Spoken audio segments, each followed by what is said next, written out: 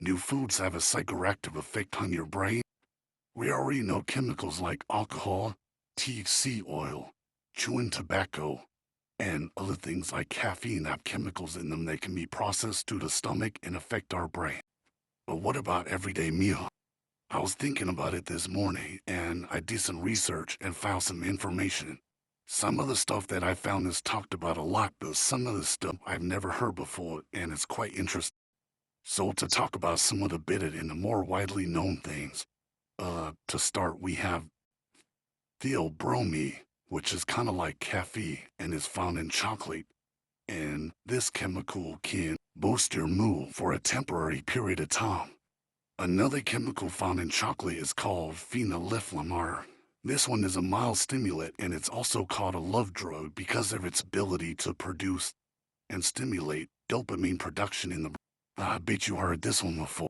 Tryptophan is an amino acid used by the body to create serotonin, so it can improve mood and promote relaxation in the body.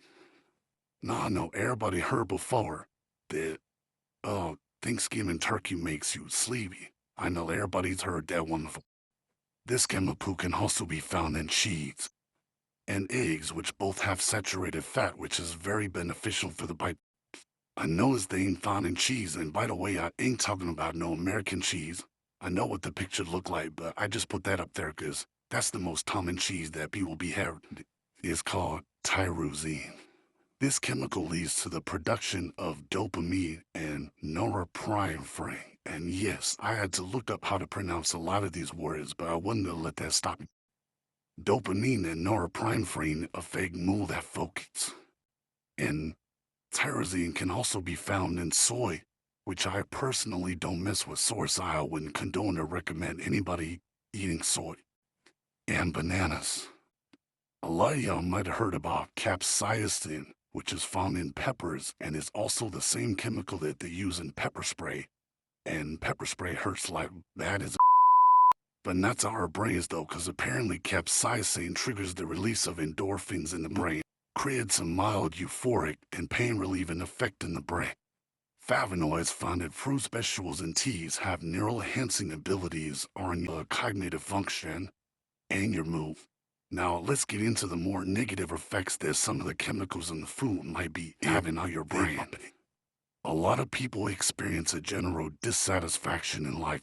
Sometimes it's for very minor reasons or no reason at all.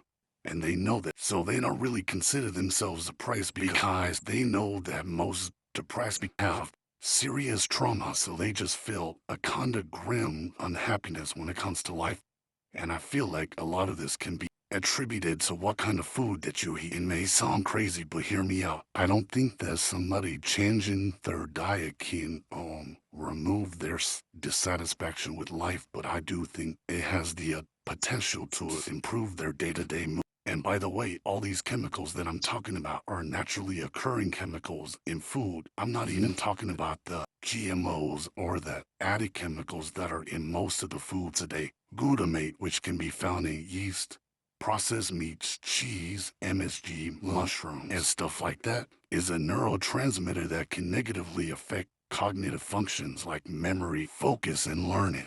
Refined sugars, which are found in candies, sodas, canned fruits, chocolates, and fruit juices, and even regular sugar, which is in every single food because we're carbon-based life forms and sugar is just a form of carbon. While they're not considered to be psychoactive, it can produce a temporary somewhat of a mood boost or a high because it greatly produces dopamine in the brain and creates high energy levels, but this also leads to a major crash in the brain and the body's energy. Chronic sugar consumption has been linked to depression because of its effects on inflammation, insulin resistance, and overall brain health.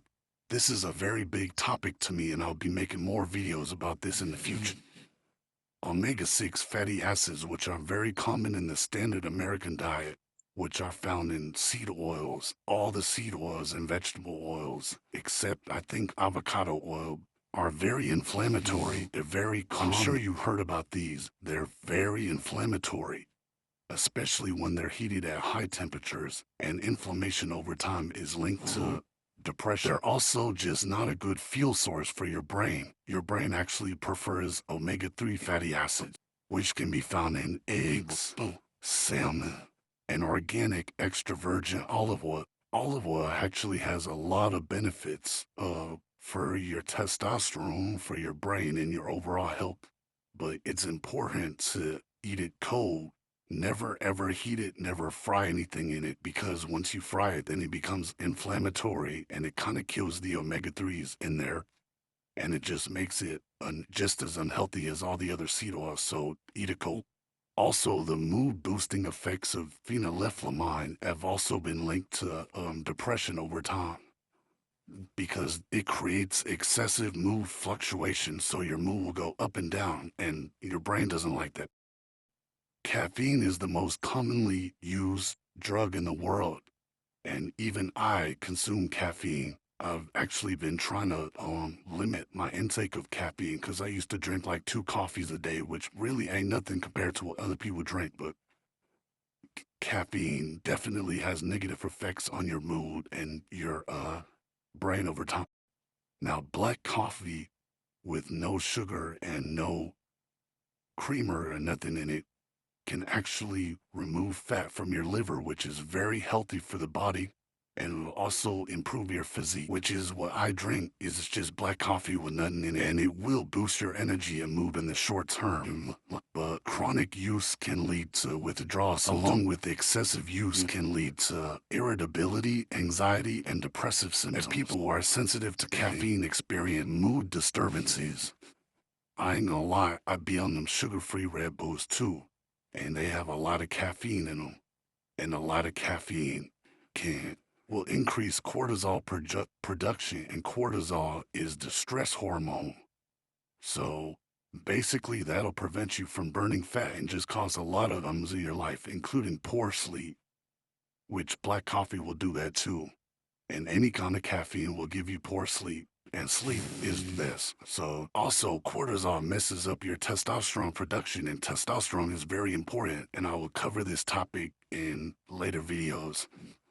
Everybody knows alcohol isn't healthy. I still drink alcohol sometimes, bro. You know, like we all human, bro. Like no cap. Like, but I ain't one of these high testosterone, health, nutrition promoting people that's gonna lie to you and act like I never slip up, that I never change up on my drink times. But alcohol, even though it makes you feel real good after you drink it, over a long time, you won't be able to get no good sleep, and it'll make you depressed. So just consider that when you drink, because we all drink sometimes, and I know a lot of people don't. Low tryptophan too, which can be found in turkey, eggs, and cheese, can also be linked to depression over time because it increases serotonin levels, and it's actually needed for serotonin production. So if you're not getting any of this in your diet, then you'll find yourself feeling depressed. So, what should you do if you feel like your diet is affecting your mood and possibly causing you to feel worse than you should? Well, I feel like you should find a doctor that you really trust, that you really like their information, and that applies what they teach into their life, and you can see the positive effects that it has on them, and ask them what you should do. But if you want my personal opinion, I feel like you should start by switching to a more balanced diet with organic foods that don't have added chemicals in them, and focus on increasing your omega-3 intake, limiting your carbs and sugars. If possible, reduce your sugars, your refined sugars to zero, and just limit the amount of carbs that you eat and get enough protein, maybe a little bit of fats, and consume fruits and vegetables is what I would start. Also avoid fast foods, processed snacks like chips and all that, sodas, and even cereals, because believe it or not, cereals are actually really unhealthy. They match them as healthy foods, and they're actually very, very bad for your health. So I would avoid cereals if you have kids. I would stop giving them cereal. Cereal is not Also, disclaimer, this video is for informational purposes only. The information in this video is not meant to cure, diagnose, or treat any disease. I am not a licensed professional. I am more of just a nutritional enthusiast, and I just wanted to share my information. Please remember to like, share, and subscribe if you liked the video. Share this with somebody that you think it might benefit with them, and I will be making more videos.